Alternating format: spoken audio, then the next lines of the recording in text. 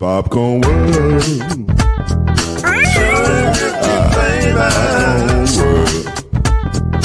Popcorn World.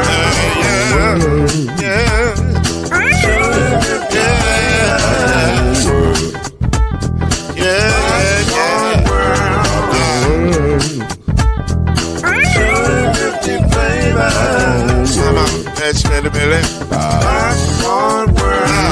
Can I make you groove now? Yes, I can. So you can get this groove in the back of a can. You can make it round the world when the holes in your hand. Popcorn World. 250 flavors gonna make you smile. 250 flavors gonna make you smile. 250 flavors gonna make you smile. That's that popcorn make you smile. Ah. Popcorn World. Popcorn World. Popcorn World. It's a popcorn world. It's a popcorn world.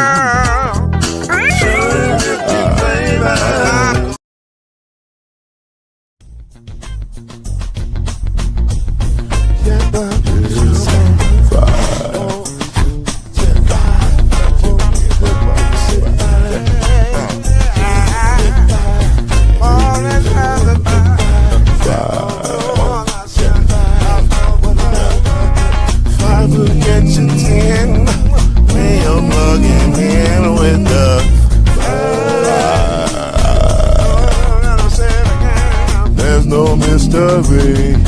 Let's make history with the five. Oh, the song 2 and 3. Add 1 more plus me and be the 5. Yeah, we keep it on the floor. And the funk plus 4 and you got 5. I should go 1 and 9 and there ain't no spread on the 5. Yo, glad to be here with you tonight with the great Chad Major, a.k.a. Lil Bro, a.k.a. the producer, a.k.a. he's that dude. Lloyd Spence in the building, Mr. Noise. We in here. And we riding just duo tonight. Just the bros. The Noise Bros. That's what we doing tonight. You know what I'm saying? We the Usos. We the Ooses. Oos. What up, Oos? What up, Oos? But we gonna have a good time tonight. I promise you, we got a good show for y'all tonight.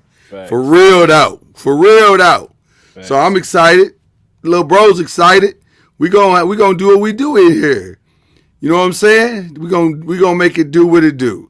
So we about to come with the real, and we coming hot off the top right now. We not gonna waste no time with this, y'all. We have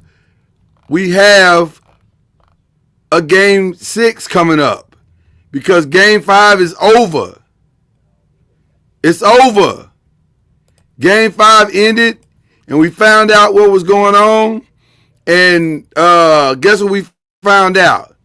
What was going on is that it ended exactly the same way the first 4 games ended. It was tight going to the third, and then somebody made a run. Somebody either held somebody off or somebody overtook somebody. That's how every single game has gone on in this series, and this one was no different. I'm going to be honest with you.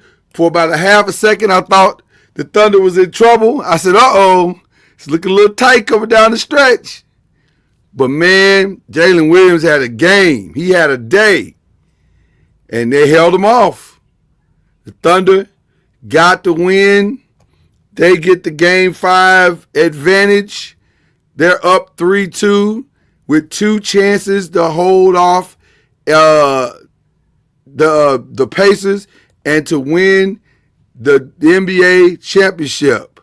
They are sitting in, as they say, the driver's seat. So,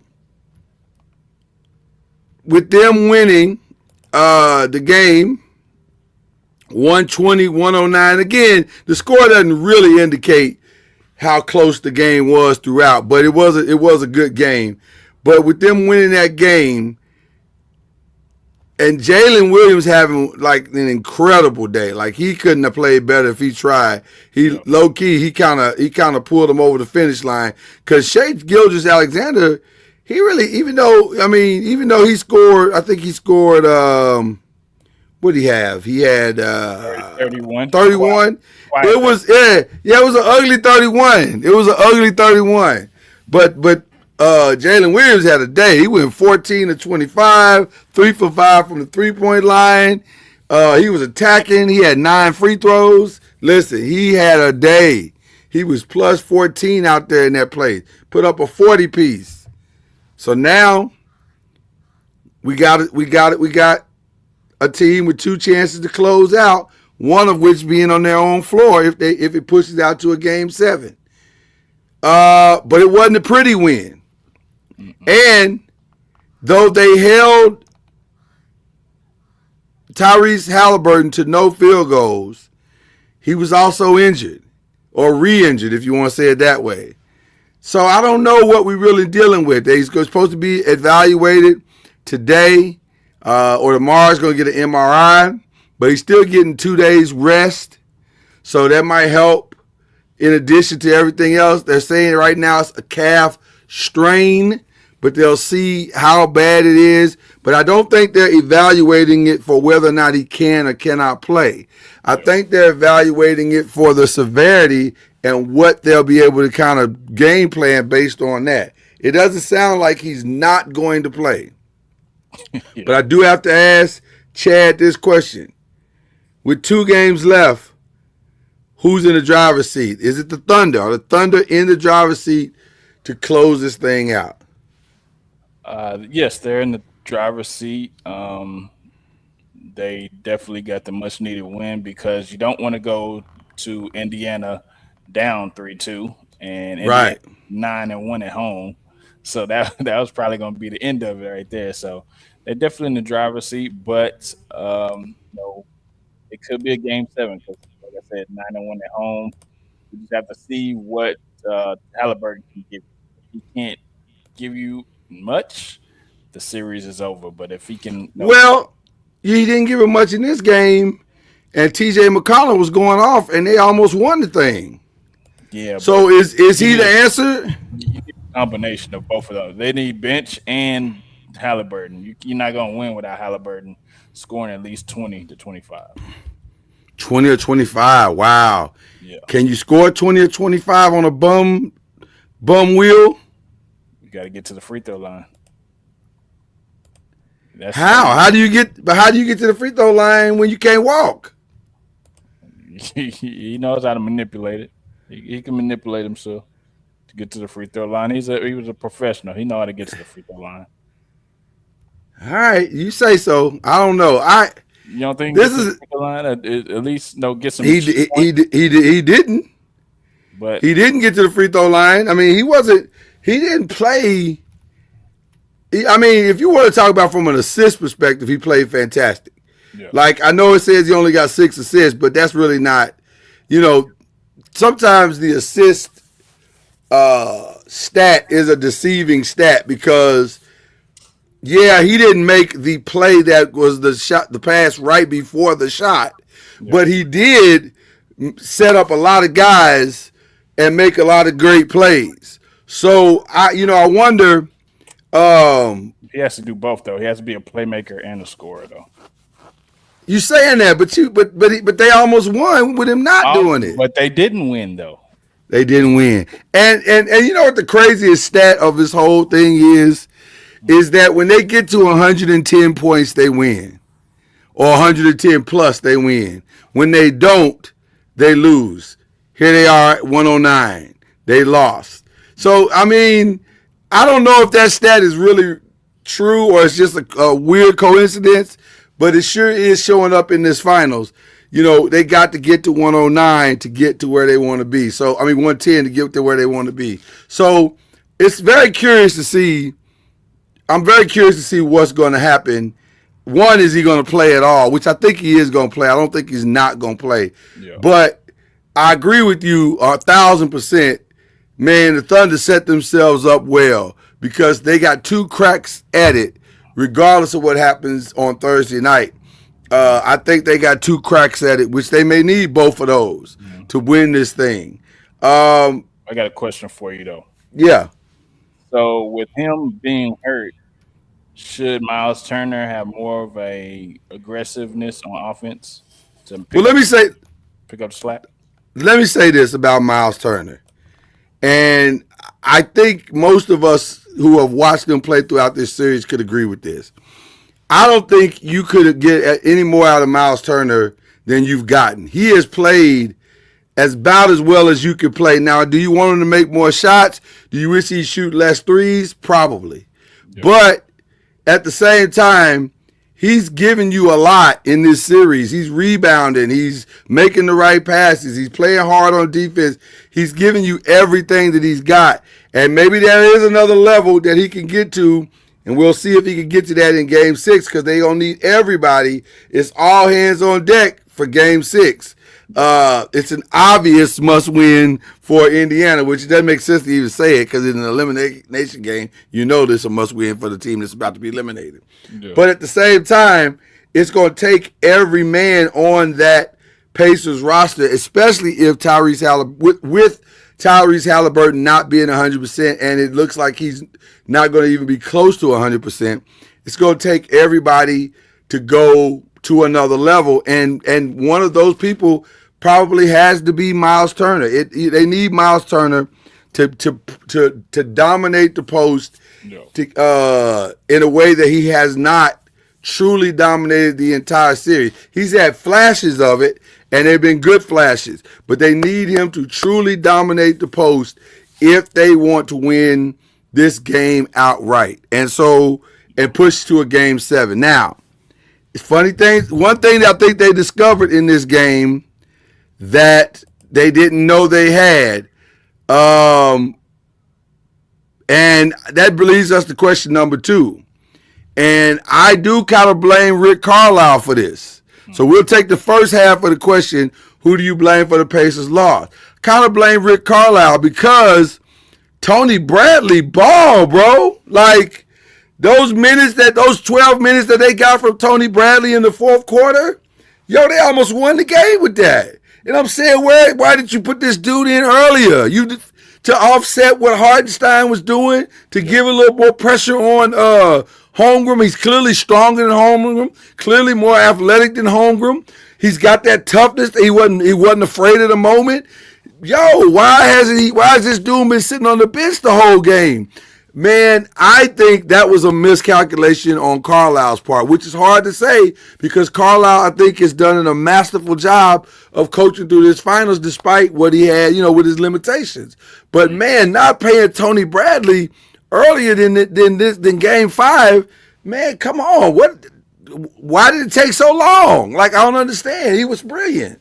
Yeah, he probably just didn't know what he had and threw him out there, and he did some he did some good things for sure. But you're not gonna know what you had on if you don't play him. Like, you got to put him out there. Well, now you'll see him play more next game for sure. I think who we blame the sloppy play on Indiana. They had 23 turnovers. 23 and bad ones in the fourth quarter, real bad ones, resulting in 32 points for OKC. So you're not gonna win with 23 turnovers. So Tyrese Haliburton had at least 3 of those. I think he had all three of his in the fourth quarter. Them 2 jump spins that he had, or maybe he had 3 jump spins. No, he had 2 jump spins, and then he had just a bad pass trying to get to the corner that got intercepted. But he just did not play an efficient game in that fourth quarter. And part of that could have been the injury in his head, trying to deal with the emotional and mental aspect of that part of the game. But, boy, I agree with you 1,000% on that, man. Those 23 turnovers were really, really bad and brutal in a game that was winnable up until the last maybe 6 or 7 minutes, maybe 4 or 5 minutes, really. It was still in contention, like you had an opportunity to win that game. I said it was within 3 or 4, I think. Yeah, at one point it was within 3 or 4 points. It was really, really close. And so there was I think Indiana beat themselves as much as the Thunder beat them. And to be honest with you, and I know some people are going to say this is sacrilegious, especially people up in Oklahoma or down in Oklahoma. They're going to say, "Oh man, we played a great game." You did, but really, if the Pacers could have found a way to slow down Jalen Williams that night, they'd have won that game. Yeah. And they had kind of contained them in that third quarter a little bit, and enough to start making a little bit of a run. And so it just couldn't find the shots to go with the shots that they were making, and then in the fourth quarter he just started matching them shot for shot, and it just got away from him after a while. But I would have liked to have seen what would have happened had they been able to stop Jalen. And let me say this, that brings us to the second half of that question. I won't be surprised if Indiana wins this game. I'm gonna be honest with you. In fact, I think I'm going to predict that Indiana wins this game. I think we're going to get a game 7. I think that Indiana matches up way better with the Thunder than we all thought they did. Though I did pick Thunder at 6, so Indiana will be messing up my prediction if they win this game, which I'm fine with. But I do think Indiana matches up way better than we thought. And I think they're going to play way above their heads in game 6 because they're going to play with a greater sense of desperation. I feel like the Thunder have a propensity to relax a little bit. And if this game is tight and that place is rocking like we think it's going to be, I can see the Thunder going, well, we still got another game in our building. So we ain't why stress about this one? You know what I'm saying? I think also we got to look at Mathurin didn't have a good game as well. That's one of their key guys. They needed them to have a good game off the bench. Need them to have a good game because Haliburton was out and definitely could have offset that. Now I expect for him to have a good game at home because like we always said, all the role players always have comfortable at home. So yeah. If they can, get this to 7 games, it's a toss-up at that. It can get interesting. It can get really interesting because I think Indiana is not afraid of them at home anymore. That's over with.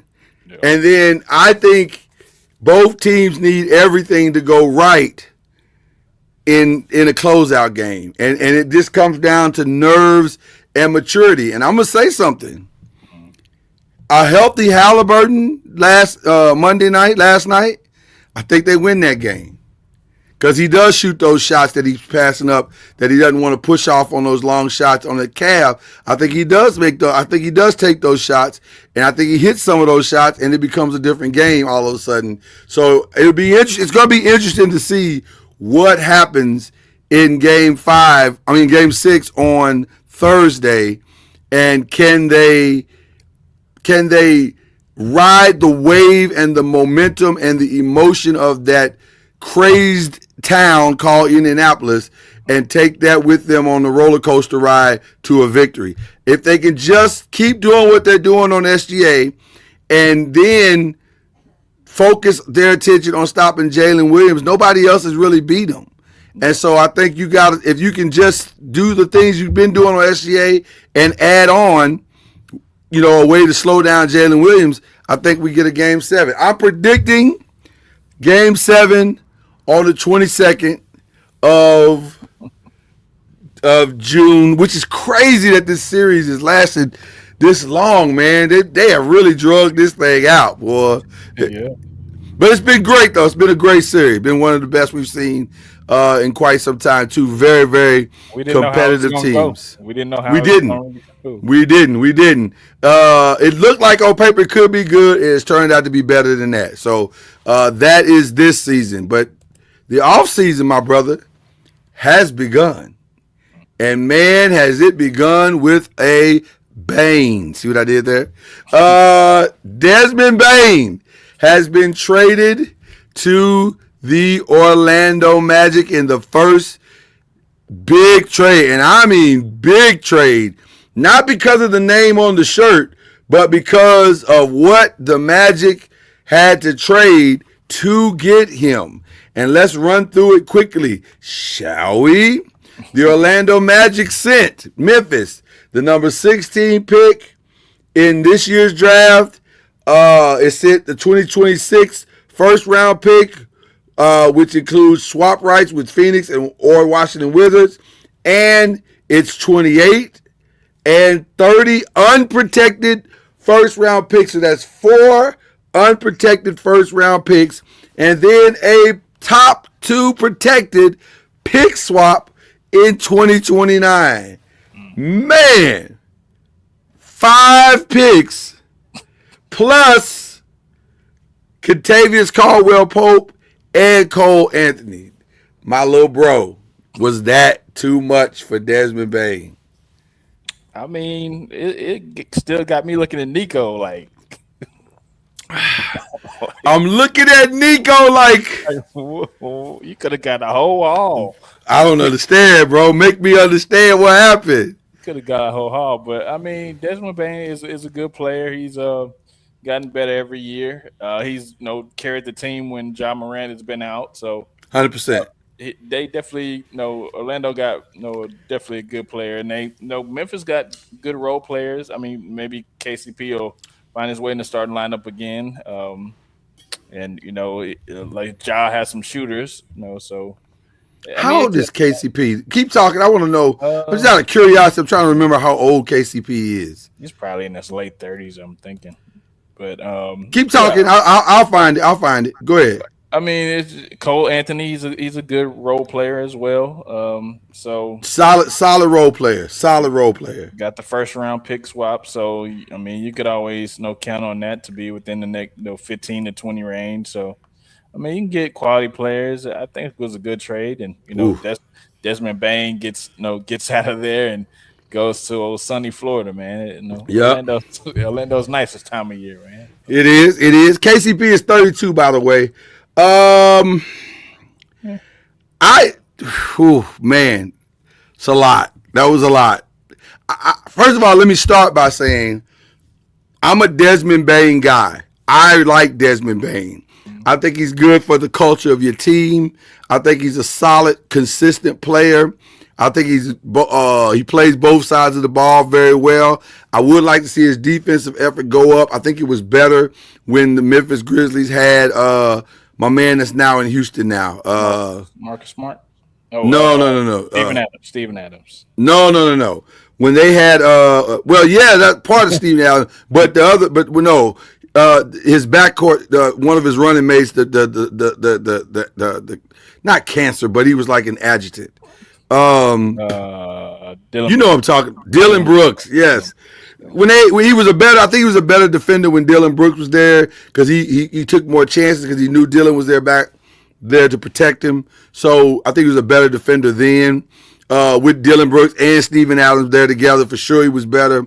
But having said that, I am very curious because I feel like the Magic made this trade because they thought that they could get a player that could play both sides of the ball and be an anchor piece for the defensive side of the ball for Orlando. And so that's the part that makes this interesting to me because are they right? That's the question. Are they right? And honestly, I don't know. Here's their starting 5. Here's what they're going to run out there now. They're going to run out there Desmond Bane, Frank Wagner, Paolo Banchero, Wendell Carter, and probably, I guess, Jonathan Isaac, maybe. So is that enough? That's pretty solid. I mean, no. They were in the playoffs last year. So they were in the playoffs. They didn't go very far. They weren't very good, but they weren't good because of defense. Exactly. So is Desmond Bane going to make up that much difference? I think his 20 points per game potentially could offset some of the things that you weren't getting with KCP anymore Mm-hmm. for whatever reason, and they could definitely be a better team. Are they a championship team? Probably not, but I don't think. But this might be the first of several moves that they're about to make, so we'll see. But it's a good start. Desmond Bain is a solid piece, I think. So I would give them. They definitely They, got def- younger. they definitely got younger. They got a better shooter in Bain. Bain is a much better shooter than KCP is. And dare I say a better shooter than Cole Anthony is. So I like the trade. I don't know if it's enough to make that much of a difference, but it's a solid trade. I just think they gave up a lot, man. 5 number ones is a lot. And it does make you look at Nico kind of sideways a little bit, like, fam, what? But to me, what Nico did is that he may have overvalued Anthony Davis, and I don't know, and that I don't know, and I'm saying that as a full-fledged Laker fan. Yeah. Is Anthony Davis better than Luka? I don't think so. A healthy Anthony Davis. I don't. That's the thing. That's the question. But see, that's just it. We've only seen now the one time that we saw a completely healthy Anthony Davis for an entire year, they won a championship. So is that a fair trade? Is that a fair swap? Yeah. Time will tell. We'll see. So I got a question now. So Go ahead. On the other end of that, Memphis looks like they're gonna tear it down. Looks like because they trade away one of their best pieces. So that brings us to question. We're staying in the NBA stuff, and we'll keep calling it the Desmond Bain effect. So you said, is Memphis tearing it down? Now, publicly they have stated, their GM has stated, they are not tearing it down. What they're doing is clearing cap space so that they can re-sign Jared Jackson Jr. and John Morant to long-term extensions. That is what he has said publicly. What I heard in my ear was, listen, we're going to give them a price that we think we want to re-sign them to. They're probably going to reject that, and then we're open for business, but don't come to us with no BS offers. Gotcha.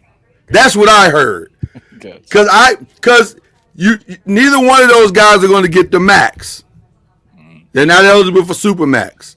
So now we're talking about $200 million contracts if that's what Memphis thinks they're valued at. But here's the other side of the coin. Memphis ain't stupid. They know that both John Morant and Jaren Jackson Jr., you can get a haul for both of those guys. So look what they just got for Bain. And with all due respect, Bain ain't Jaren Jackson Jr. and he ain't John Morant. Yeah. He was a solid third wheel on that team. So if you try to trade the other two pieces, or at least one of those two pieces, you ought to be able to get a lot of nice pieces for that. So I think they're going to lowball Ja, they're going to lowball JJ, and then take their chances and see what happens. That's what I think. But what are your thoughts on that? I mean, I think they should move on. You think what now? I think both of them should move on. I think they should facilitate trades for both of them, For both players? for both players, because Really? Wow. it just hasn't worked. It worked earlier, but all this Ja and his baggage and everything, I think a lot of times you just need a change of scenery. You wouldn't try to keep one of them? You wouldn't. So I'm going to speak strictly from the Memphis side. I think it is clear what I want as a Laker fan, so I won't even talk about that. Yeah. But from the Memphis side, I don't know if I would be so quick to get rid of Jaren Jackson Jr. John Morant, I can understand. Yeah. Jaren Jackson Jr., I don't know. He's not problematic, so you don't necessarily have to get rid of him. He can be a good anchor for your defense and be a good leader, but you have to bring in somebody. He's not going to be your number one. He's going to be a nice number two. You have to bring in somebody on John Morant's level to be a number one. I think I would reach out and try to see what is out there and just try to see what's out there. Just to see. Because I think there's some stuff out there that you could do creatively that could really make some things interesting. For example, as I've stated on this here podcast before, I think you call Denver and you say, "Hey Denver, what are you doing? You guys busy?" I heard y'all were having some Jamal Murray issues. You know, altitude sometimes affects attitude. Why would Maybe we could swap guys. You give us your guy, we give you our guy. but it's just like having Russell Westbrook back on your squad. Nah. Yeah, With Joker, because it's Joker squad. And Joker ain't gonna have it. So Joker and you don't think Joker and Ja Morant is a nice pairing, bro? I think it's the same thing you just saw with Russell Westbrook. I think it's the same type of player, No, high energy player. But I don't, younger. I don't know. I don't see it. I See, don't I see like it. I like it. I like it a lot. Cause if see, I'm on the record as saying I think Memphis needs to hire Mike Malone mhm. and then go get Jamal Murray and Michael Porter. Maybe you could do a swap all the way across the board. I We don't think swap. it's a spot We'll because take your two. You give us your. Give us. We give you our two. You take our. You take our two. you know weed is legal in Colorado, right? It is, but which means he ain't gonna get in trouble. He, He he can don't, smoke. He can smoke till his heart's content. I don't know. I don't know about that one. I don't know about that one. I was I hear the thinking more. strip clubs ain't as nice in Colorado either. Probably not. Probably not. So I'm saying. Yeah, I got a place for him to go. I think that it's gonna be What's that? Memphis Well, like.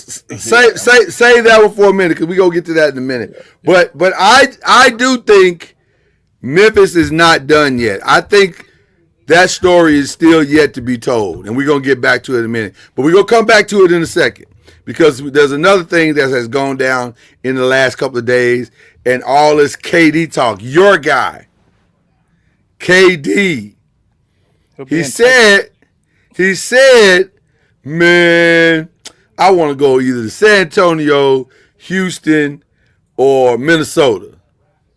And then he came out and said, no, I was just playing about Minnesota. He said, But I do, and I was kind of playing about Houston too. And that helped him. That helped because Houston said they don't want him. mhm. And then he said, what I really want to do is go to San Antonio. And San Antonio's like, nah, we good on that. We good over here in the West. So where is he going? Before we even get to where he's going, is it the price?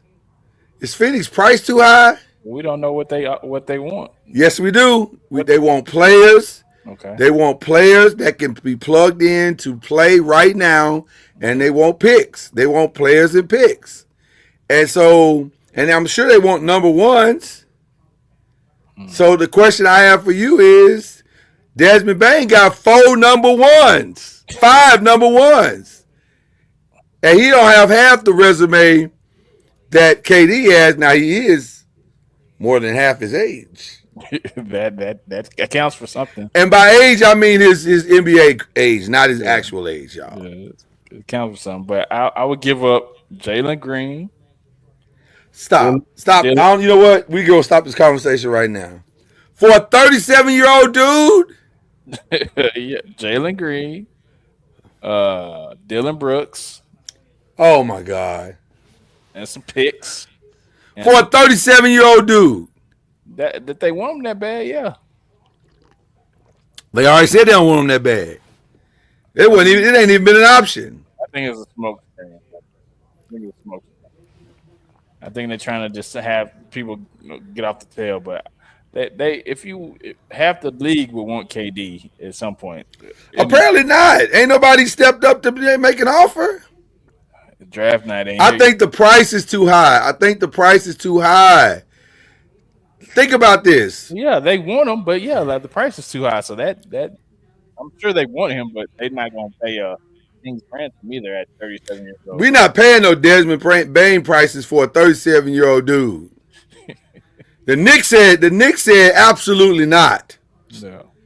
A lot of people want him, but they don't not gonna pay the price to try to get him for his age. Everybody wants him, but nobody wants to pay that price. There's not a woman on earth that don't want a Louis Vuitton bag. They just don't want to pay the price of a Louis Vuitton bag. Yeah. So that's what I'm saying. That dude is expensive. That's a high price, bro. That's a high price. You got to find a desperate team. They want multiple picks and multiple players. And Who is okay? So to your point, who is that desperate? The Knicks were 2 games away from the NBA Finals. Do you think they should be pulling the trigger on that? I think that they should stay where they are. I don't think him being the age he is going to get them over the hump. I think they need to go in a different direction. I agree. I don't think he is. I don't think he is the short or long term answer for what they're trying to do. Not at that price, because you're not getting out of that deal without giving up Karl Anthony Towns and maybe 1 or 2 other players and some picks. That's too expensive. Yeah. Now, granted, the East is wide open next year. It's wide open. It's anybody's East. But still, that's a lot to pay for one dude. So I wouldn't do it if I'm the Knicks. I don't do that deal. Is there anybody else in the East that you think should do that deal? I've heard Detroit's name mentioned. Detroit. But why would you do that if you Detroit? If you Detroit, you are almost essentially the OKC Thunder. You made the playoffs in your first year under JB Bickerstaff. You made the playoffs and you did well. You're moving in the right direction. If I'm the Suns, I'm going to get Jaylen Brown. They have players over there in Boston that Phoenix can poach from. I'll say this. I don't hate that. I don't hate that. And I'm going to tell you why. If you're Boston, do you really want to tank a year with Jason being out? And you paying 2 dudes $300 million. $300 million. You take Jaylen Brown and flip-flop those contracts, and now you just cut $150 million off your budget, your long-term budget, because now you only got to pay KD maybe another $120 for 2 years, and that's off your books permanently. So from a financial perspective and from a competitive perspective, it makes a lot of sense. And that's what the teams look for, financial and competitive. So you have to. So in the East, you think it's Boston. I like that. I like that a lot. Because you said it's a weaker East, so why not? You guys are close. Why not just put that person in there and stay at the top of the East? Now, you do that.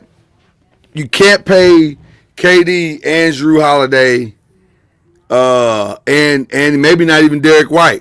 Well, they're talking about getting rid of those guys anyway. I'm just saying you got to make you got to make some choices on that. But KD with the rest of that roster, and you're gonna lose probably Al Horford, but you're gonna lose him anyway.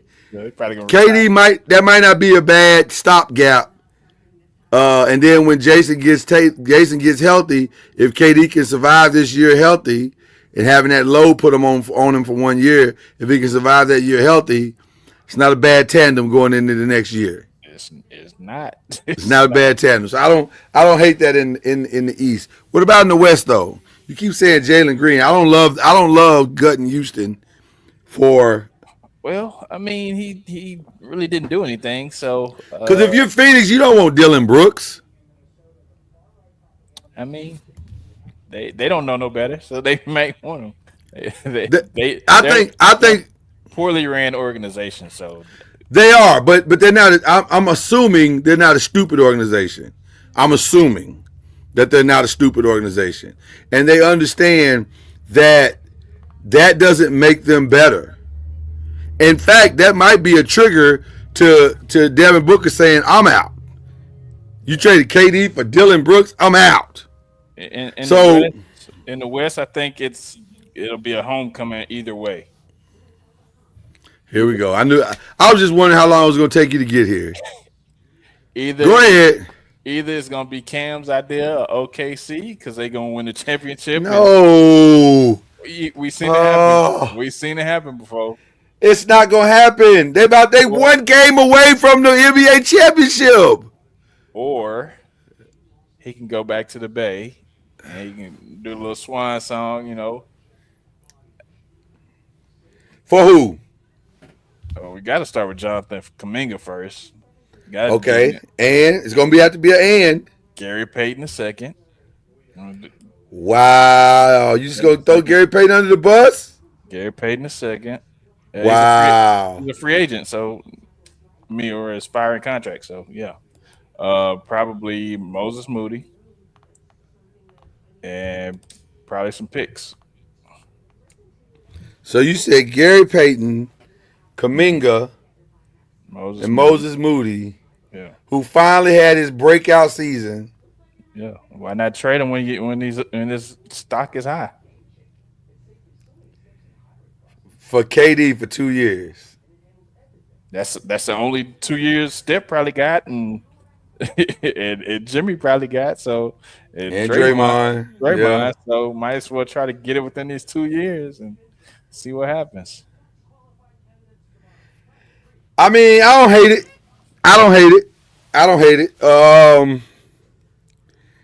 I just wonder if KD gonna want to do that again.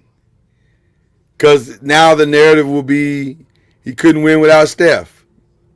But my thing is, did nobody win without somebody? Yeah, so I don't understand why that's a big deal. Kobe didn't win without Shaq. He won with Pau Gasol. I mean, he won. You know what I'm saying? He won with Steph, but he still got 2 MVP trophies. So I don't know what I mean. That's what I'm saying. I don't understand he's got to do it on his own thing. Nobody does it on their own. Giannis didn't do it on his own. He had help. Now, was he the dominant force on that team? Yeah. But he had a lot of help. So I don't know. I don't hate that either. In fact, I think that is probably the most logical thing that I probably have heard. That makes a lot of sense for him to do that and finish up what they started. Try to get one more as they walk out the door. Yeah. What do you think about it? What do you think he's gonna do? Oh man.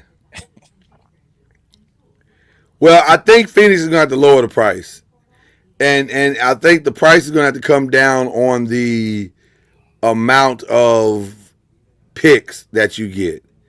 It's going to have to be players over picks. So that's why I like your trade more than I've heard, like anyone that I've heard. Now, there's some other squads that could do exactly what Phoenix wants. It depends on how selfish Phoenix wants to be. If they want to get real selfish, then the logical call to make is to Utah. I mean, Utah got all the picks, and they got all the players. So, and they got the type of players that could keep Phoenix relevant this year. If they could get Walker Kessler, if they could get Lauri Markkanen and Walker Kessler with Devin Booker, that's a nice little squad right there. So that's the type of trade that Phoenix should be looking at. They won't do that though. They won't look over at Portland and look at Scoot Henderson and players like that. They won't look that way like they should. So then there's another one out there that I've been saying all along, called New Orleans. Katie don't want to go to New Orleans, man. He don't, but this ain't about him. If it's Phoenix, you got to do what's best for your organization. And he's 37, and ain't a lot of options out there. So what I would say to him, listen, here are the teams that have come to us with offers that make the most sense for us. Of these teams, which one of these teams are you the most happy with?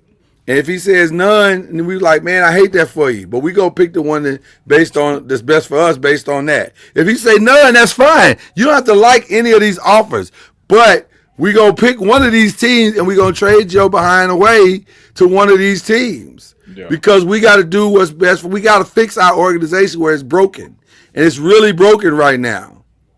So there's another one that's interesting to me too, in the East that you forgot. In the East. Mm-hmm. Why don't if you're gonna have Giannis stay there, why don't you bring KD on? Giannis in Milwaukee, Yeah, bring KD on there. they ain't got the money. They ain't got the money for that. There's no way to make that money work. But there is a place you can make a swap and make the money work in the East.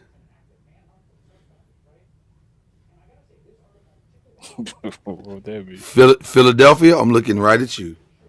Oh man, they tried to make moves and it's just hasn't materialized. I don't think. Listen, Philadelphia with Embiid coming over to Phoenix. He's And never then- available. He's never available. Okay, but you got to do something. It would be Embiid and all the picks that you can get for Philly, which is what you need right now. So you get the picks that Philly's got. Try to move up in the draft, steal you some players, and when healthy, you got a hell of a 1-2 punch in Booker and Embiid. That's a big asterisk. When I agree. But if you're Phoenix, you got to swing for the fences in a way that makes sense for you. And I don't know if there is. I don't. All the trades that I've been hearing are ones that benefit Phoenix. They don't benefit the other teams at all. And I know you're saying, well, yeah, but KD on San Antonio would be great. Yeah, but it would just be 3 players. It'd be KD, De'Aaron Fox, and Wemby. Because if you're Phoenix, I'm not doing that deal without getting Castle. I'm not doing that deal without getting Vaselli. I'm not doing that deal without getting Keldon Johnson. I'm not doing that, and I'm getting your picks. Yeah. So it's got to make sense for both sides. And I don't think it makes sense for Phoenix to do a deal like that with a team that's really not desperate to do a deal like that. Houston should not be desperate to do a deal like that. Houston, y'all young. Y'all got all the players in the world. Y'all are young. Just chill. Y'all moving in the right direction. If you make some other moves, y'all be right where you want to be. But I think KD, I hate to say it. Man, I hate to say it. I really hate to say it. But Golden State is in a far more desperate state to make a deal than anybody else because of the timeline that they've already established. Yeah. And they don't have a backup plan beyond. They don't have a backup player. They don't have their future on the roster. And so maybe they're not worried about that right now. And maybe they're just saying we want to win right now. We want to get this done right now. Let's get it done right now. So if that's the case, then go ahead and get KD. KD, Jimmy Butler, Draymond, Steph should be enough to get you to something. I mean, they almost got to the conference finals with no hip injury. Almost got to the conference finals. Because even if Steph gets hurt again, it would take Steph, Jimmy, and KD getting hurt for that team not to make it to the Western Conference Finals. So I think I might pull the trigger on that if I'm Golden State. So you might have talked me into it. All right.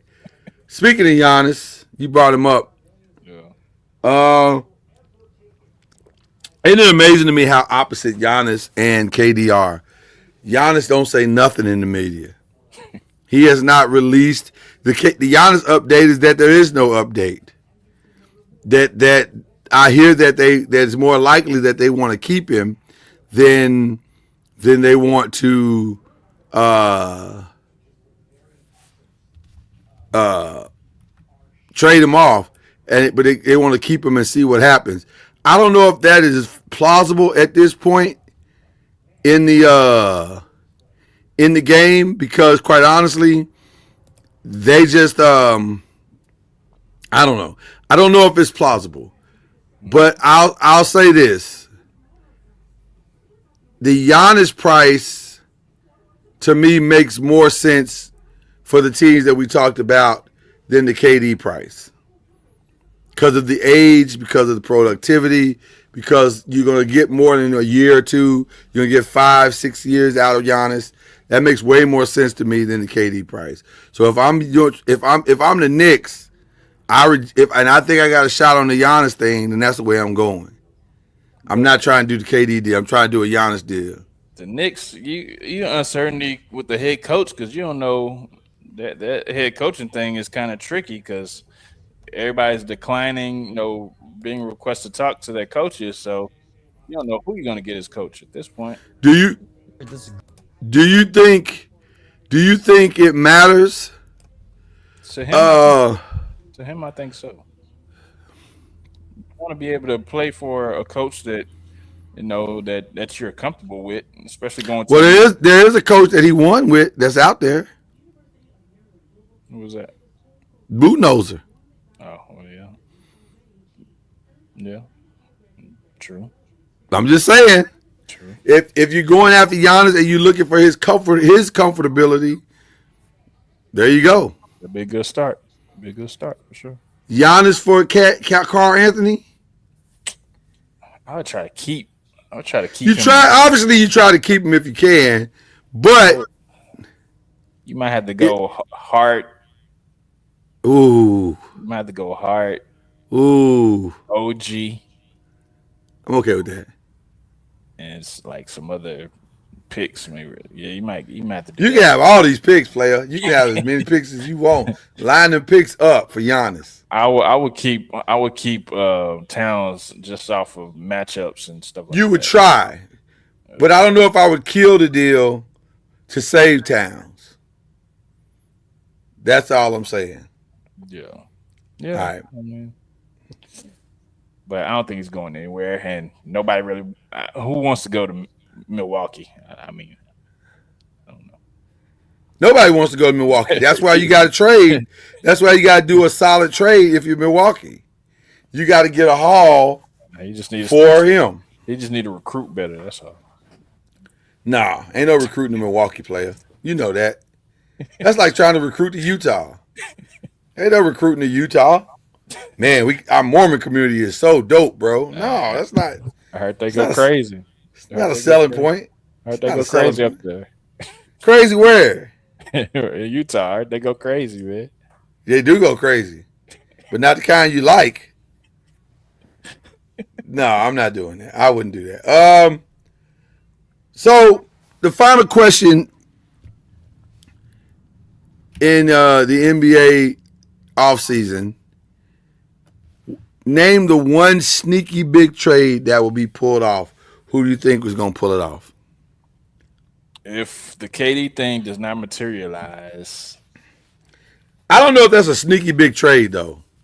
Like we know everybody's going after KD, so I don't know anything related to KD is going to be a big trade. well, it could be somebody that we're not mentioning that goes from. But I think the sneaky trade will be, like you said, Utah should be open for business.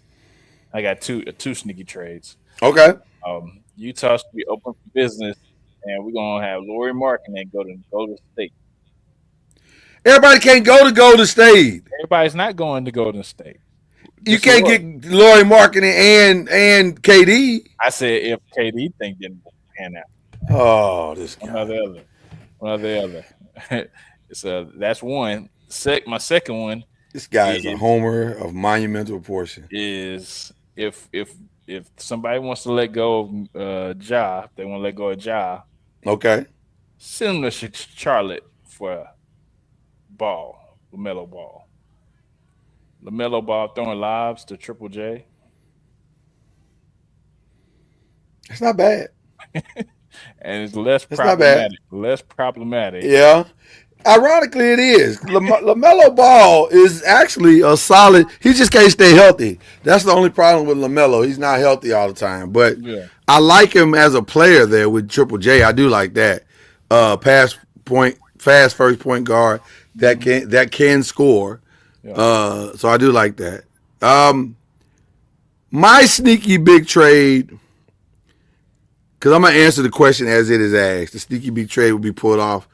I think it's going to be the Lakers. Oh, here we go. Yes. But I don't think it's going to be what people think it's going to be. Okay, what's it gonna be then? I think they're center hunting and they're trying to find the best long-term answer that they can find. And so I think they're sitting in a room with a board up and Jaren Jackson Jr.'s name is at the top of that board. But they know that's a long shot. Mm. So then you got to start moving your way down the board and seeing what's out there. And the one name that never gets talked about that's out there is DeAndre Ayton. I can see the Lakers pulling off a DeAndre Ayton trade to bring him in to pair him with Luka long term and make a run for next year's NBA championship, LeBron's probably last year, and then see what happens. But I think they're going to swing for the fence to see if they can get a center that can compete in the West. And I think they know they got to go get somebody who can help them compete right now. And there's only a few names on that list. That's one of the names on the list. What's the deal look like? Uh, Give up for him. That's the question. Obviously, Danny Ainge loves picks, so maybe you can convince him to take a bunch of picks. You don't have to give up anybody major like Austin Reeves, nothing like that. You should. I don't think so, but I don't know. Because they got Austin Reeves up there. They got those positions covered. So you might just be looking at a lot of long-term picks, Dalton Connect, that kind of thing. Yeah. But that's why that trade makes a lot of sense. Now, there's another one that Cam is not going to like when he hears it. I'm just telling you, he ain't going to like it. Okay. But it's out there. And it's a possibility. Zion Williamson to Los Angeles. You thought he had a weight problem before. Well, maybe. Maybe. If he gets with Brian, he should be.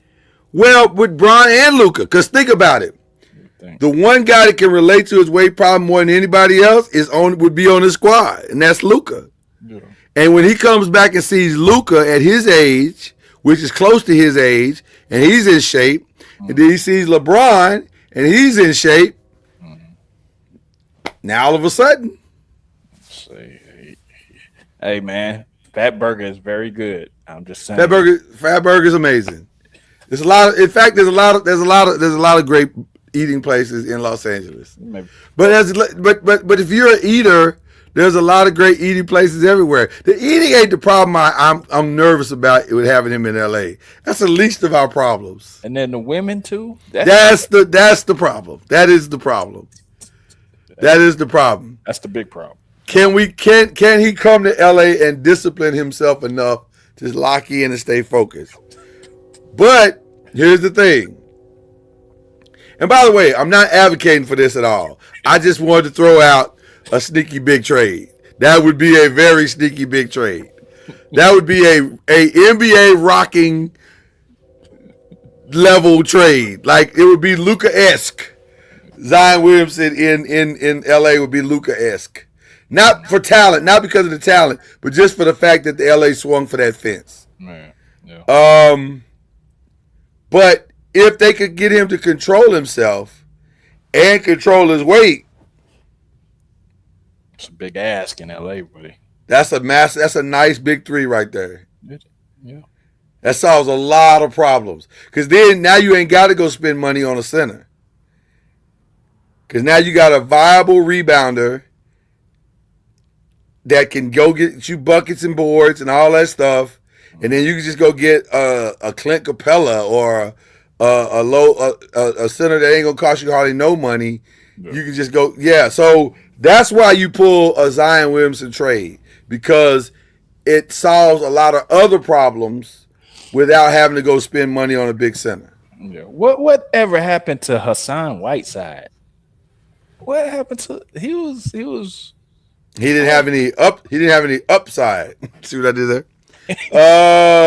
Man, where's the not he just never panned out. After he got his money, he never panned out. Man, some guys don't take it to another level after they get their bread. They got their bread and they're good. Right. You know what I'm saying? They're good. So I think Hassan Whiteside was that kind of guy. He's like, I got my check. I took care of my family. I'm good. I don't want nothing else. Yeah. I don't have no delusions of anything else, so I'm good. All right. We want to try a brand new segment before we go leave the NBA. And it's an interesting one, and it started by our intern, Everett. Shout out to Everett. And we're calling it Intern Everett Disagrees. And so intern Everett saw something that he disagreed with. Not necessarily, it could be from us sometimes, could be something he saw in the national media, could be something he saw in one of the games. I don't know what it is, but we'll watch it, what intern Everett disagrees with, and we'll respond. So here's intern Everett with what he disagrees with. Welcome to Everett Disagrees, the part of the show where I tell you why you are wrong. The topic of discussion today is the lineup change that the Oklahoma City Thunder have been going back and forth on. Of course, everybody knows to start the series, they changed up their lineup. They've been going with the entire season, the entire playoffs. They inserted Cason Wallace in place of Isaiah Hartenstein. Now, I'm here to tell you that Cason Wallace was not the problem. The lineup of Shai Gilgeous-Alexander, Cason Wallace, Lou Dort, Jalen Williams, and Chet Holmgren has played 40 minutes in this series with an 11.8 net rating and 103.5 defensive rating. While the too big lineup that everybody clamored for, that said, why'd you go away from it, has only played 14 minutes for a reason, with only a 5.5 net rating and 130 defensive rating. The reason I believe Mark Daigneault went back to the too big lineup to start out the game is simply to go back to his old rotations, because he wanted to play Alex Caruso more. He wanted to have one big on the floor at all times, so he went back to the starting lineup, start the game. But they only played 5 minutes in Game 5, and they've only played 14 minutes throughout the entire series. Mark Daigneault is not going to go back to Cason Wallace starting, but that was not the problem. The problem in Game 1, remember, when they gave up the lead, was when they went with no big. Chet was off the floor. Remember who got the offensive rebounds was Pascal Siakam. It was not the Thunder. Everybody, I think, can agree their best lineup was Shai Gilgeous-Alexander, Alex Caruso, Lou Dort, Jalen Williams, and Chet Holmgren. That 5-man lineup is what they ended up closing games with. When they took out Isaiah Hartenstein at the beginning of the game, who came in? Alex Caruso. Cason Wallace starting was not a problem. There it is. Shout out to intern Everett. Shout out. I don't disagree with anything he said with that. I think you could argue he won't win it, but you could argue Alex Caruso has played MVP level basketball in this series. He knows what it takes, so he knows what it takes. So yeah, he knows what it look like. So he's definitely played championship ball. He's looked really, really good. Yeah, Cason Wallace wasn't ready for this moment. He was not ready. He has not been ready for this moment. And so I don't disagree with intern Everett. So shout out to intern Everett. That was actually a really good take. Yeah, it was. And I mean Hartenstein, I mean, there's nothing wrong with the big body being in the lineup, because Indiana has no Siakam and Toppin and guys like that, Miles Turner. So I mean, I don't have a problem with it, because I mean, you definitely need big body in there, because Chet doesn't always do the dirty work and no rebounds and stuff like that. So you need somebody in there to do the dirty work. So I mean, I'll say this: as much as I agree that the lineup change didn't work. You might need some of it in this next game if Haliburton is not 100%, and they have to lean on Miles Turner to do more. Yeah. Then I can see them. I can see them saying, "Man, we're gonna have to figure something out here." So I don't know. I'm curious to see how that's gonna unfold right there. Yeah. I mean, like you said, it all depends on that injury. I mean, I probably woke up with a calf strain myself today, so I don't know. Oh my god! Oh my god! Break Let's it move on. man. Let's move on to question 4. I guess we're at question 4. And question 4 is just some NFL stuff. So you just getting into some NFL stuff, if y'all don't mind. Let us talk our NFL stuff. JJ McCarthy will be what? QB1. He'll be QB1. He's had a season of looking on the sidelines, seeing what it looks like. Seeing the game speed of the game, and he's got viable wide receivers over there, running backs. So tight end. So I think he'll be fine. You say he'll be QB1? Okay. I think JJ McCarthy will be about the same.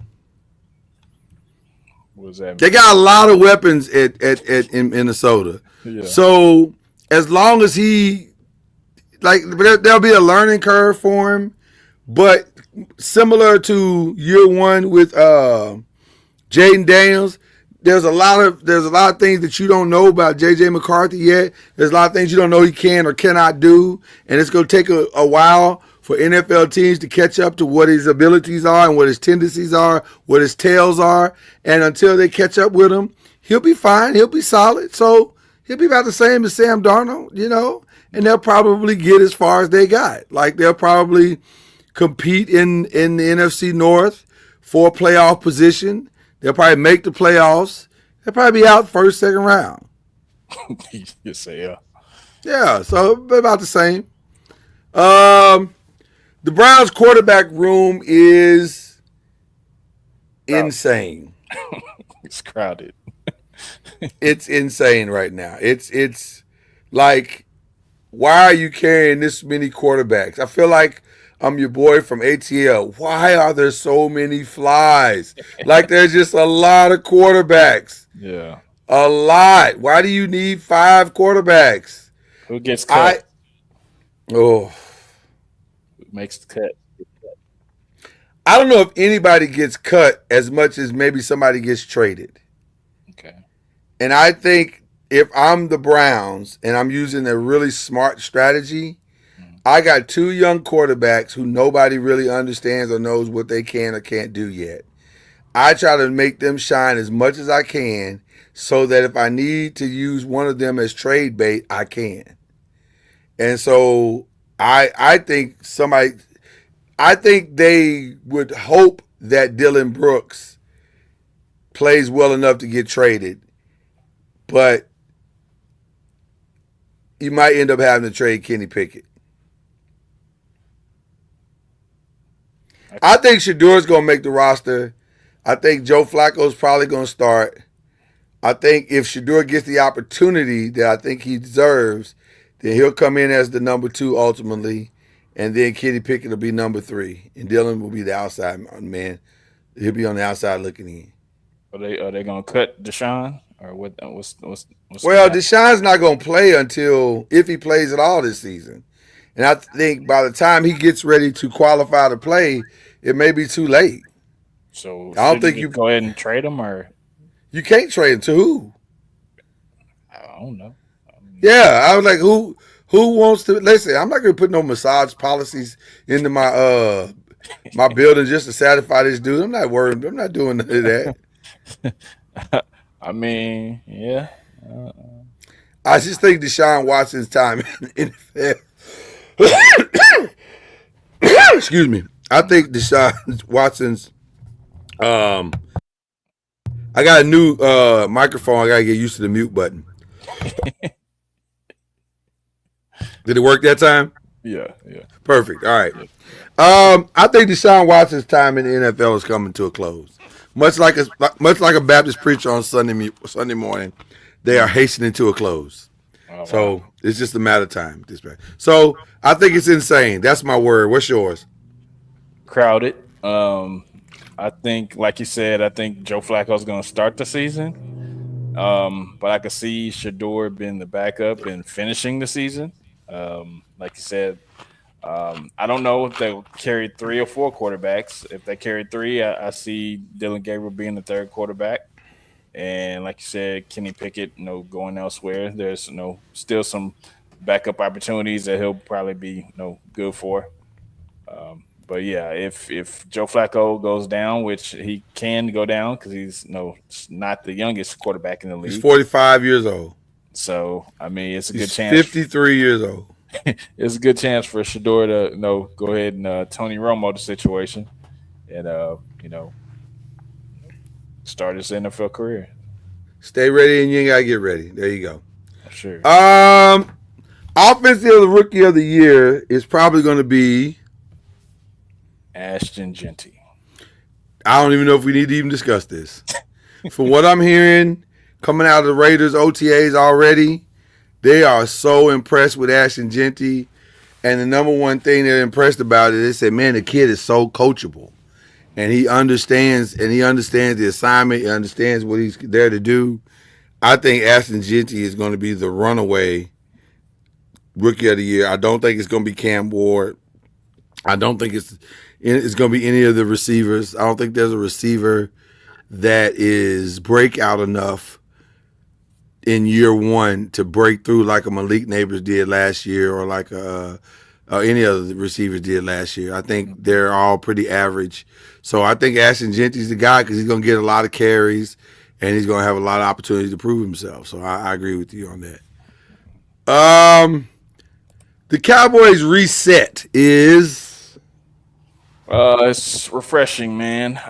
I've heard refreshing. It's refreshing. I've heard a lot of things coming from the star that Schottenheimer is a player's coach, and the guys are really gravitating to what he's saying, and a lot of things. It's a different feel that they say is going on in the in the star. So I mean, we'll see. Yeah, I mean, he's a player's coach, which that's always what when I talk to players that they like that aspect. Somebody being a player's coach. So he came from a long line of his daddy was the Marty Schottenheimer. So I'm gonna give him a shot, man. I'm gonna give him a shot and see where this goes. The Cowboys reset is more of the same. Nothing has changed. It's the same old situation. How you It's know the nothing same- has changed? Because it never does. Are you It talking never about on the field? does. You talking about on the field or off the field? Yes. The answer to that question is yes. Off the field, I could get with you, but on the field, It's not going to be any different. It's going to be exactly the same as it has always been. You know why? Because it's always been like this. It's never going to be any different. As long as Jerry Jones is the owner of that team, this is the Cowboys. This is who they are. This is what they're going to be. Nothing's changed. It's more the same. we shall see. I would like for us to grade the quarterback plan for the following teams, if you don't mind, sir. Sure. So let's take a look at the teams. The Falcons. Do you like what they've done with their quarterback plan so far? I think they get a solid C minus. So they got Michael Penix as starter. Yep. Still have Kirk Cousins over there. And they paid too much money for that backup. You don't need to pay that much money for a backup. Trade that man and get some picks for him, or get some players for him, some depth, or on your defensive side of the ball, which is where you need it. Why are we wasting time with stop? Why are we doing this? Yeah. I mean, he's got weapons around him. He should be fine. I think he's fine on the offensive side, but they need a defense. Yeah. Yeah, so I give him a solid C minus. What do you give him? Quarterback situation, I'm gonna go C plus. C plus. All right, you generous. You feeling generous today, I see. A little The bit. Jets They're starting Justin Fields as their QB1. What are your thoughts of their quarterback playing? Isn't it Justin Fields and Tyrod Taylor? Is that who it is? Keep talking. I'll Justin look it Fields, up. I like it because he already has a rapport with his number one wide receiver. So That part is true. That part is true.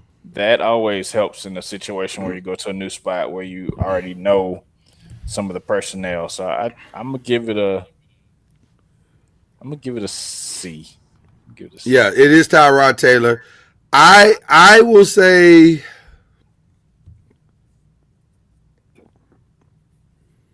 yeah, I'll give it a C plus too. I want to see with Justin. I'm curious to see because I'm confident in Aaron Glenn's ability to give him an offense that he can master and to play to his strengths. Now, and he's got a running back in Breece Hall and Braylon Allen.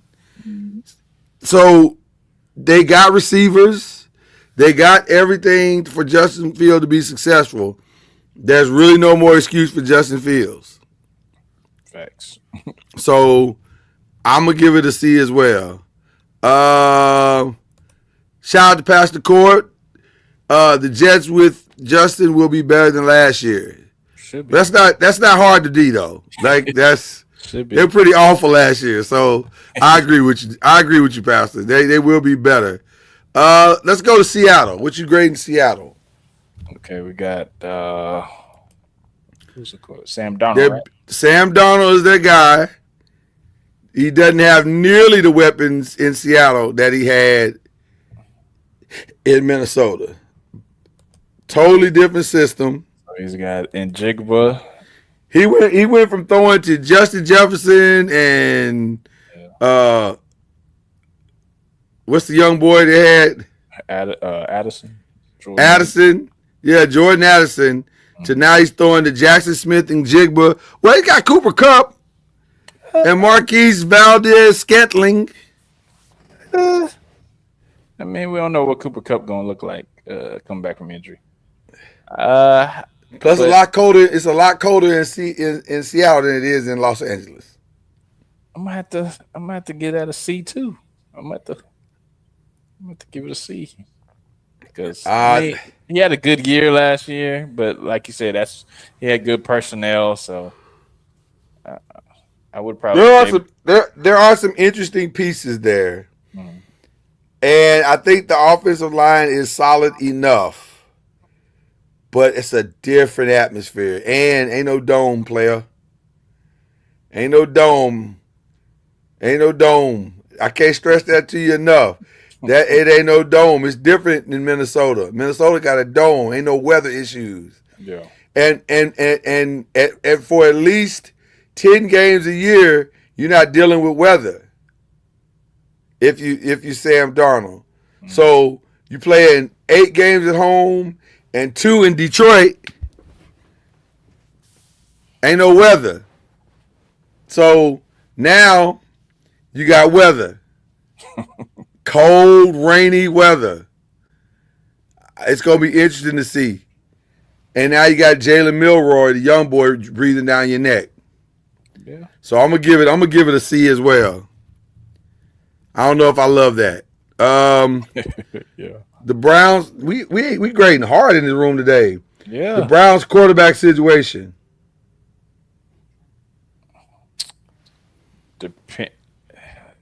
If Flacco's starting, Stop playing.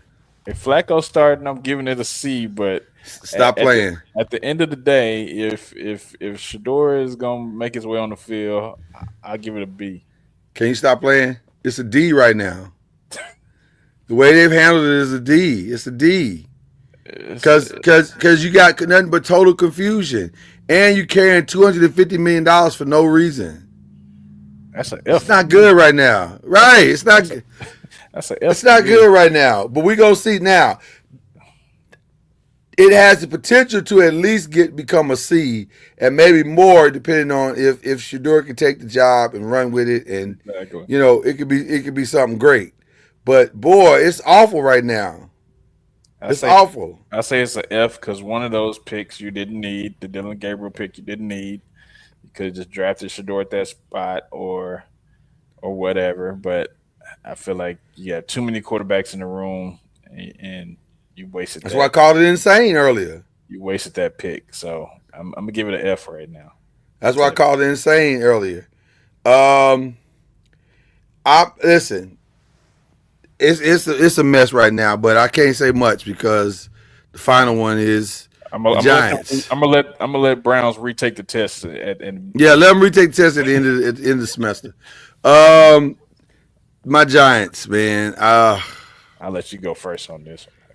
So I'm also gonna give them a C. Like, I don't know.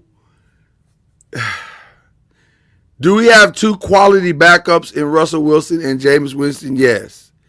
But do we have a legit starter in Jackson Dart? No, he's not ready. So yeah. C is appropriate. If we're talking about the quarterback plan, right now it doesn't look great. Now we'll see what happens, because I think the quarterback plan was rooted in how the defense is going to look. And I do think the defense is going to look a lot better. Because I think the big thing that they're working on right now is finding a way to put Carter, Burns, and Thibodeau all on the field together in several different, packages. So if you have that, plus they boosted up the secondary with some great corners and DBs.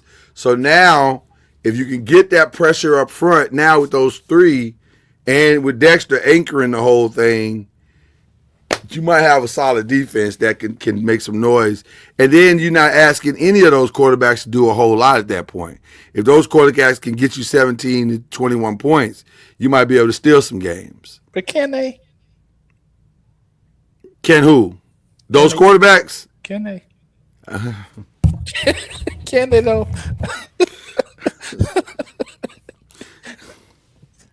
Can they?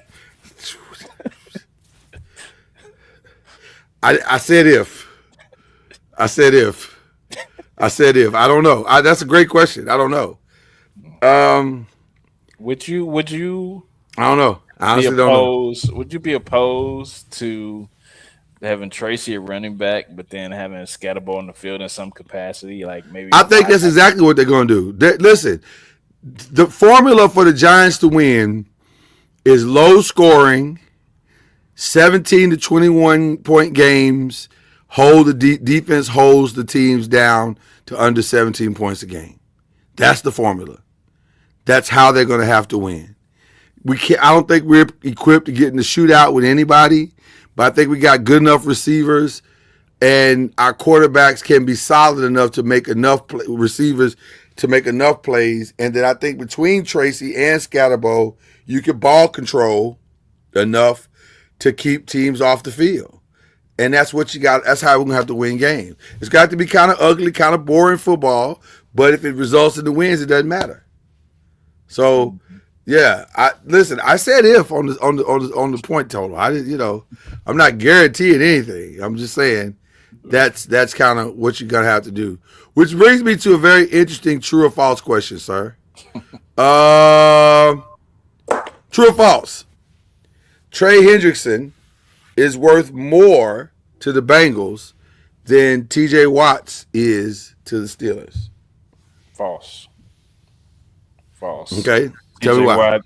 TJ Watt, former Defensive Player of the Year. He has been about top of the sack leaders for the last couple of years. Even though Hendrickson did get the title within 23 and 24, but I feel like TJ Watt is a franchise player. Hendricks is a good player, but is he a franchise player? Yes, on the defensive side, yes.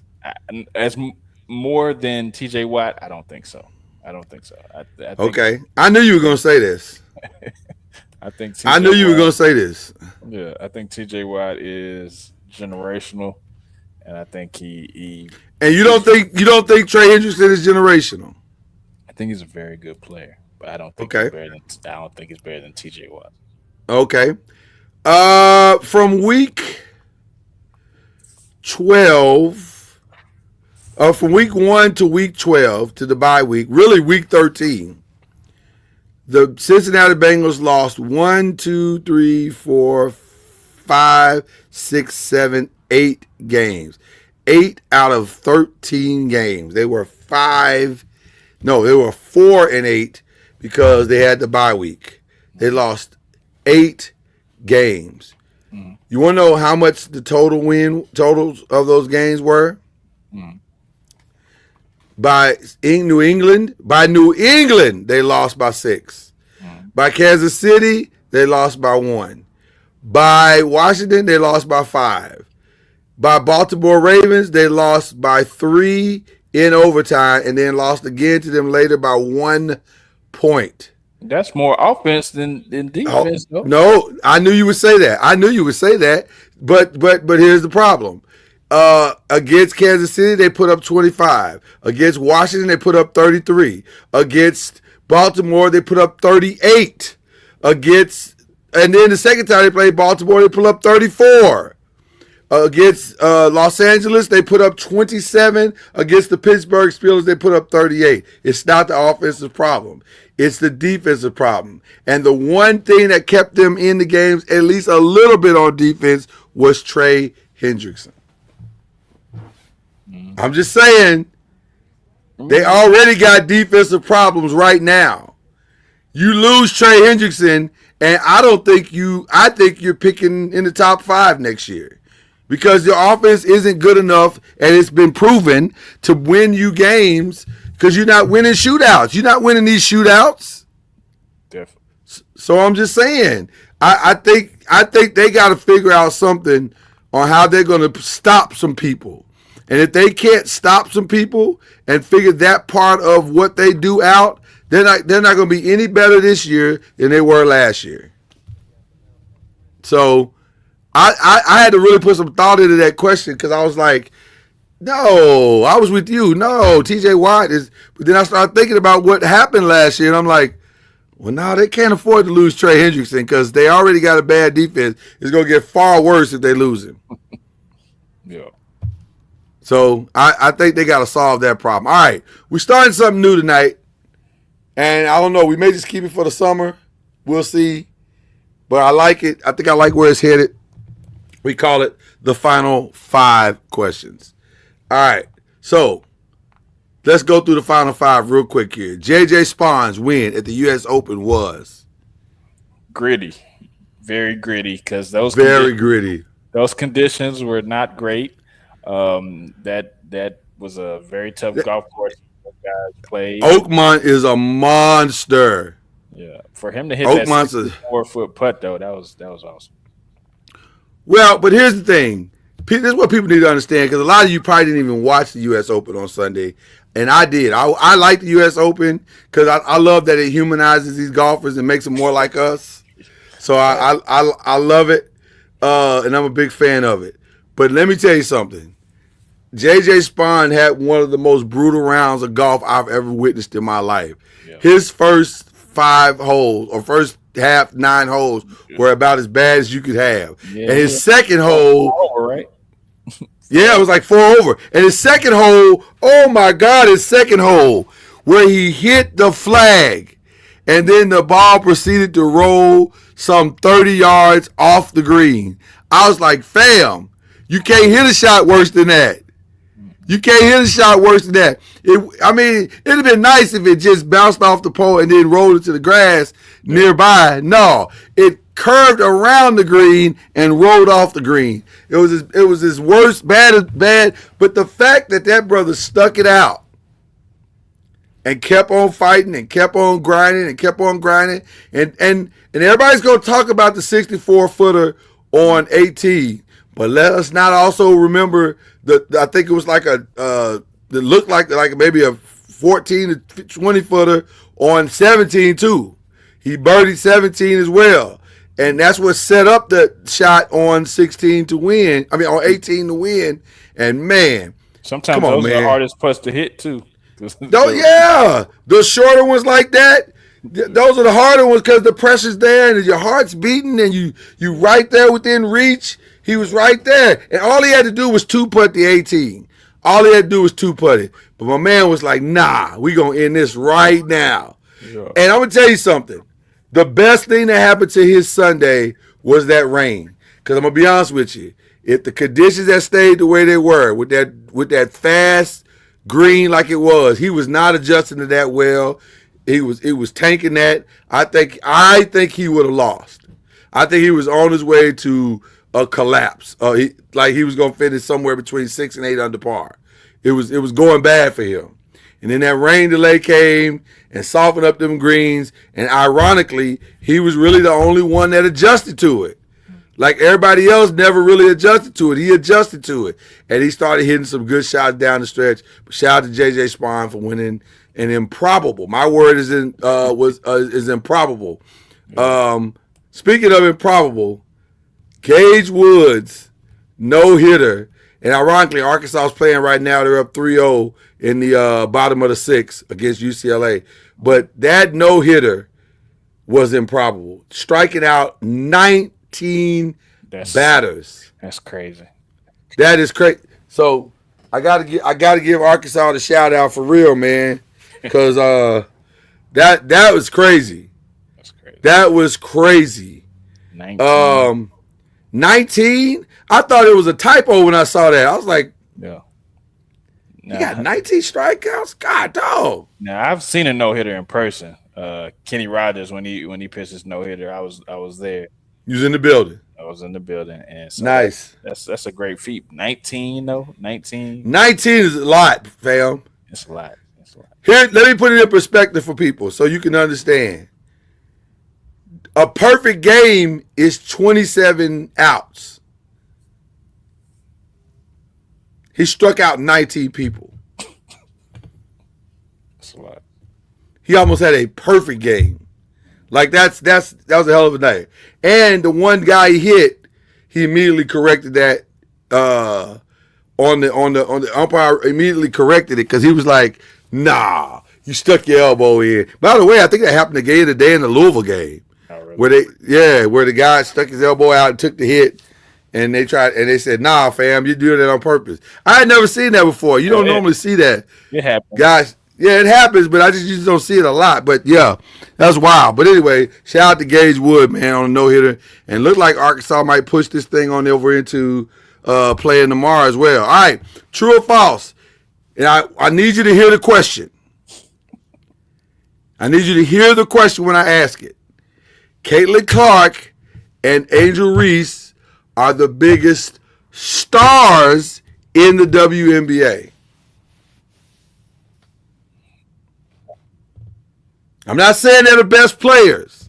False. I'm saying they're the biggest stars. Okay, well, stars. Caitlin Clark didn't play for a week, almost a week and a half.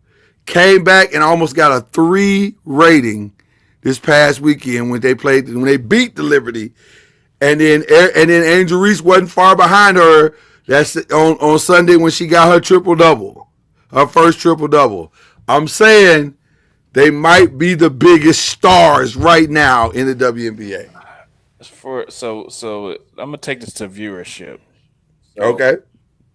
When Caitlin Clark debuted this year, they had 2.1 million views. I'm just saying, bro. And when she came back from her, who did she debut with? It was Chicago, right? It was Angel Reese. Angel Reese. Okay. So when she came back from her injury, they had 2.8 million views. I'm just saying, bro. So viewership, which matters, I would say yes. I think they're the biggest stars in the WNBA. I know y'all don't want to hear that, but the numbers don't lie. The numbers don't lie. The commercials don't lie. The social media, look at the social media impressions. They don't lie. Angel Reese is trending.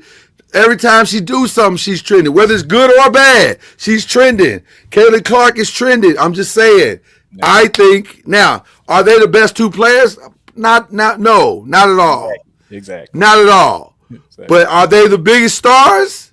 Absolutely. Yeah. They are box office must-see. And apparently America agrees with us. I can get with that. Yeah. So, All right. Since you phrase it like that, yes. And that's why I put it in quotes. So you can see it. All right.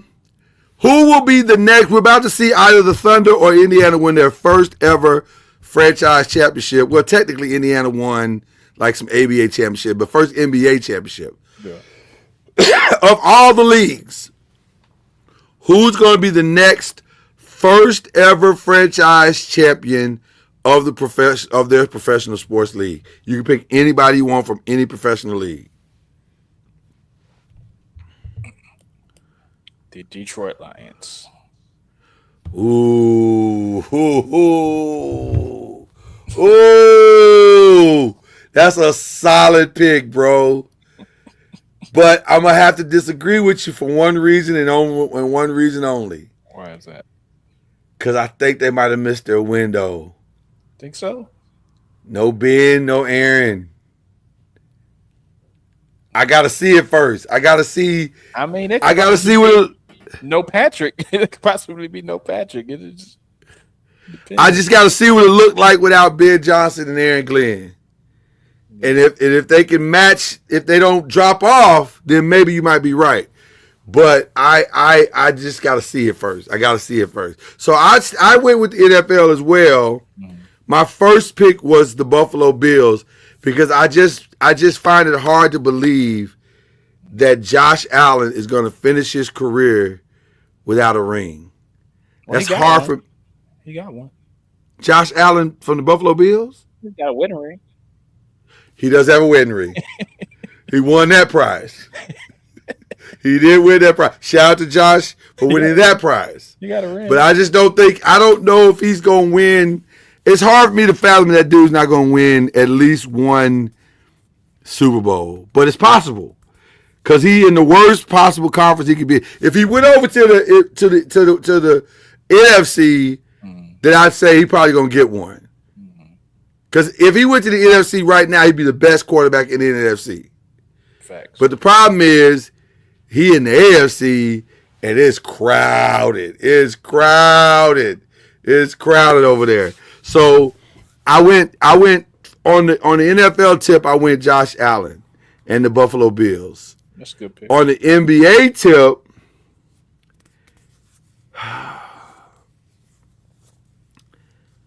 I'm going to have this first ever. Ooh. That's tough. I mean, one of the teams is playing right now. It's okay. So whichever one loses, do you think the other one will get back? Depends on a lot of things, like contracts. Now, because people always drop off whenever there's a championship won. So it's more likely. I'm sorry. Go ahead. Finish. I think it'll be harder for probably Indiana. Maybe it'll be harder for Indiana to get back. Their pieces are not as young as OKC. They're pretty young. Not all of them. They're pretty young. I mean, not as young as OKC. I think they are. I think they are. Hold on. Let's take a look at it. Let's take a look at it. These pieces are younger, but I could. No, they definitely are. No. LKCs are definitely younger for sure. So I don't want to. I'm not saying that. No. I'm saying the core of Indiana is Haliburton at 25, Mathurin at 22. Okay. Nembhard is 25. Nesmith at 25. Siakam's 31, so he's a little bit older. Yeah. Toppin at 27. So they're relatively young. I'll say this. I think it's easier for Indiana to get back than it is for OKC to get back. Why do you say that? Because I think the West is always going to be tougher.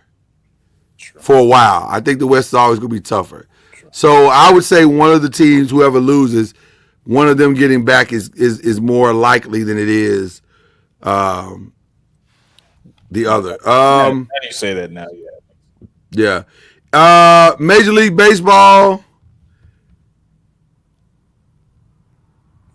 I don't know. First ever? Yeah, I don't know. Have the Rays ever won it? The Rays have never won it, have they? Mm-mm. But do I see them winning it? No. I mean, they balling right now. They are balling right now.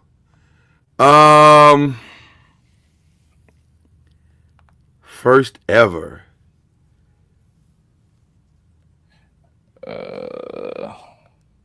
Yeah. It's a small list. We're talking the Rays. We're talking. Have the Guardians won it? I don't think so. Yeah, the Indians won it. Cleveland Indians won it once. I mean, I forgot. Yeah. I forgot what they were Right. doing. I had to remember that they were the Indians at one time. I feel like the Rockies won it. The Rockies. Did the Rockies win it once? Check that for me. I don't know. I feel like the Rockies won it once. No, they lost to. I think they lost. I don't know. But the Rockies ain't going to win it no time soon, though. They're not going to be the next one to win it. I think the most likely candidate is probably the Rays. So. Yeah. Yeah. All right. Last question. If you could run a professional sports league or a sports entertainment league, which one would you want to run and why? As we saw today, the CEO of golf just is stepping down. Is he stepping down immediately or at the end of the year? Or I think when is he stepping down? It's coming quickly. I know that. But Monahan, he's leaving in 26. So he'll stop being a commissioner. So if there was a league you could run, Chad, which one would you want to run? If I could run a league, Yeah. I'll go with the NFL. Really? Why? Why the NFL?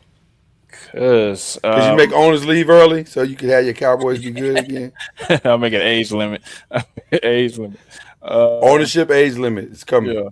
I don't know. I just think that it would be pretty. You have your hands in a lot. The draft looks pretty fun. Go up there, guys go up there and give you a big bear hug and everything. So, Right. I think it'd just be fun to go to the games and around the country and all kind of stuff and just try to make the game better, man. Try to bring back the celebrations. Celebrations need to be brought back. I need the grandiose celebrations back. That made NFL fun. Yeah. Low key, I kind of want to run PGA because I was like, that'd be a dope thing to go play golf for free everywhere.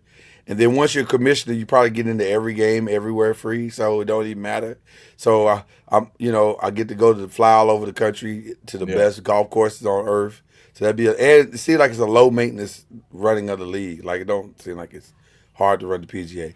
But also, I wouldn't mind running NBA. But also, I think it'd be fun to run the WWE. Yeah, because I don't like it right But now. they work too hard, though. I don't like it right now. I don't like what's going The on. WWE? I don't Why? What's wrong with it? It's just boring. It's boring, bro. It's boring. No. I don't like the John Cena retirement tour. Trash. I love that. I think it's great. His retirement tour is trash. No, it's great. It's great. It's fantastic. It's trash. Them giving Roman Reigns part time. They got it. Listen, they can't listen. Roman Reigns. First of all, what you're not gonna do is come on this here program that we both built together and trash Roman Reigns. I'm not doing that. I'm not. No, saying you that. said you don't like it. I'm You not can't- saying the amount of time off, but I understand. He's earned it. He carried it for 4 years. He wants to be with his family. I understand, but That man carried them for 4 years on his back with blood, sweat, and tears. Made them must-see TV. Made them a quadrillionaire company. Yeah, and I don't have to must see it right now. I could just wait until when. Wow. That's the thing. I don't. It's not a fever pitch anymore. So. No, it's not right now. It's not right now. There's kind of a transitional type thing going on. Yeah. But you knew that was going to happen with the John Cena tour. So they got John. They tried to give John his time. And in the middle of giving him his time, they gave Roman some time off, which is great. So Roman gets some time to kind of regroup or whatever. And then he'll come back fresh, ready to go, fresh to death, like $1 million. Rock had the little heart thing. We just shout out to The Rock.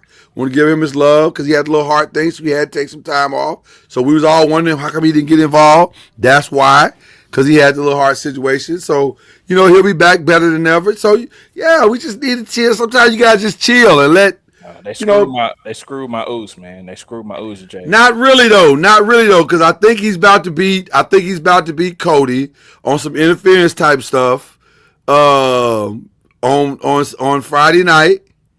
Whenever they do the next little, they wrestle, or Monday night, I think it's Monday night, they'll wrestle for the King of the Ring, so he'll probably win that. And then he'll get Gunther in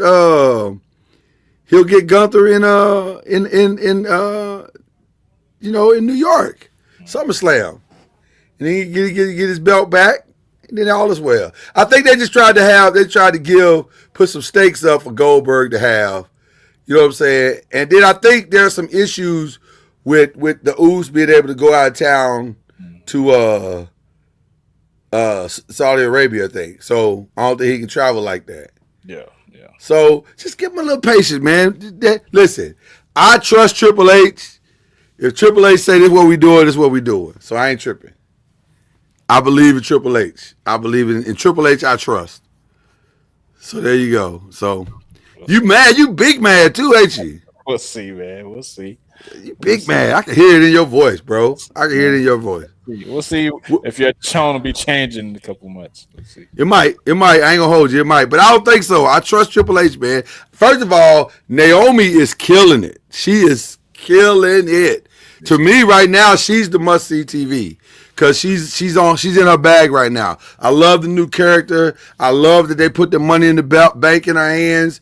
So I just need her to go and snatch that up off Tiffany Stratton once and for all. Make that, cause that ain't even working. EO or Tiffany's not working. They're not ready. They're not ready yet. Like I get it, Trip, and I trust you, bro. But at the same time, I don't feel like they're ready yet. Like they're not interesting enough yet. So let's keep some of these OGs with the belt for a minute, and then let's bring the new guys up that way. Let them challenge, you know what I'm saying? And then we got something to look at. Right now, I don't feel like we got nothing to look at. You know what I mean? By the way, sending thoughts to The Rock, sending thoughts to Liv Morgan, tore up her shoulder. I hate to see that. And, so I want to send some love out to them in the healing process or whatever. And then I want to send out some love. I'm going to give my shout outs now. I want to send out some love to my family for giving me this week-long Father's Day celebration that we in. I got a gift on Friday, got a gift on Saturday, got a family showdown on Sunday. I got a gift today, got a gift yesterday. I'm debuting a new shirt tomorrow on Press and Pros, and whenever we do Press and Pros, so tune in for that. It's dope. So they're just spoiling the brother. They spoiling the brother. They really making me feel like I'm doing something right as a father. So shout out to the fam bam for that. Yeah. Shout out to the girls for cooking a magnificent dinner for Pops on Sunday. It was outstanding. What'd you have? I'm an Italian guy, so they fixed me a little spaghetti and meatballs, some deep dish pizza. So I was in heaven. Yeah, I was in heaven. They hooked it up. Chips off the old block. So they did their thing. I was proud of them. No Tums involved, huh? No Tums involved. The brother was Tumless. They did their thing. So shout out to them. I do want to send a melancholy, pardon the interruption. I want to send a melancholy happy trails and a very shocking one. I don't know if you watch the Food Network. I'm a big Food Network guy. Yes, sir. And there's a young lady on there that was the chef for one of the cool shows, dope shows, Worst Cooks in America. But also she guested in like every show that was on there, much like most of their guys do. They make the rounds in the building or whatever. But her name was Ann Burrell, Chef Ann Burrell, and she passed today, shockingly. And she left behind her husband and son. I didn't even know she was married. I was like, really? I didn't know she was married. But yeah, Ann Burrell passed. So a very gut-punching loss to the network. I'm sure they are reeling over that. No details have been released as it relates to her passing, but a very, very tragic loss for the network for sure. And then my final shout outs to Glorilla, man. Shout out to Glorilla, man, for winning the Bobby Jones inspirational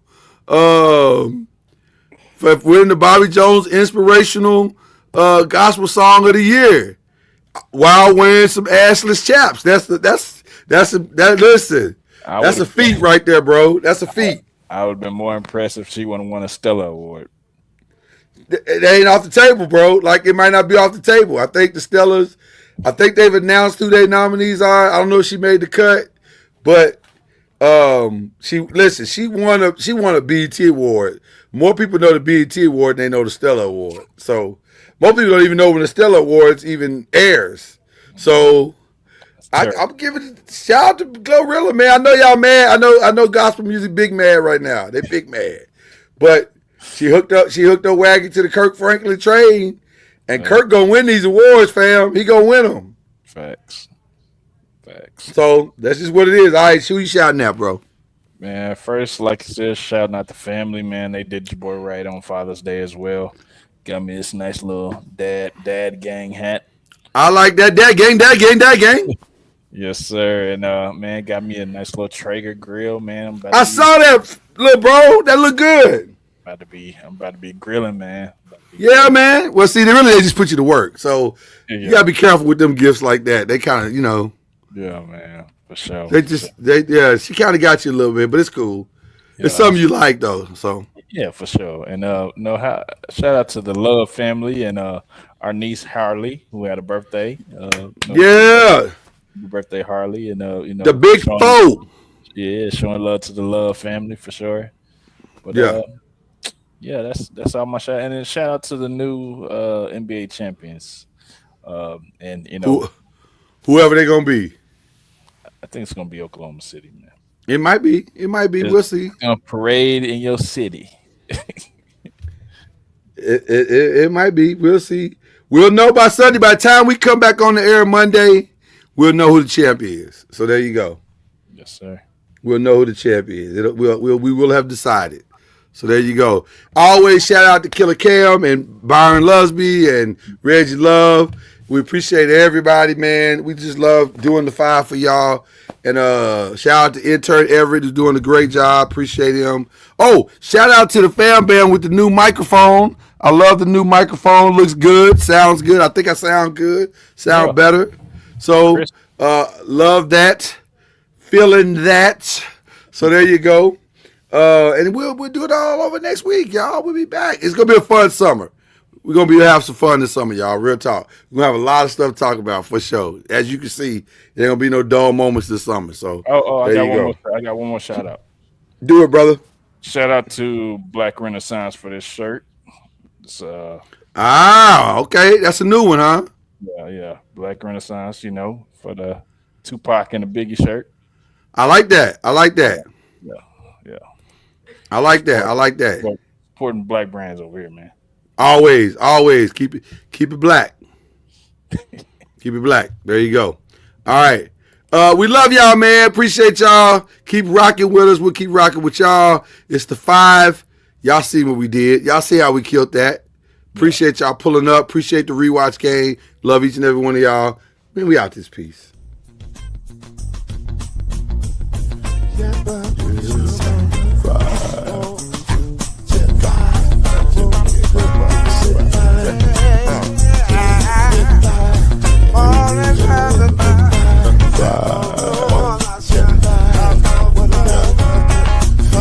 Get you 10, way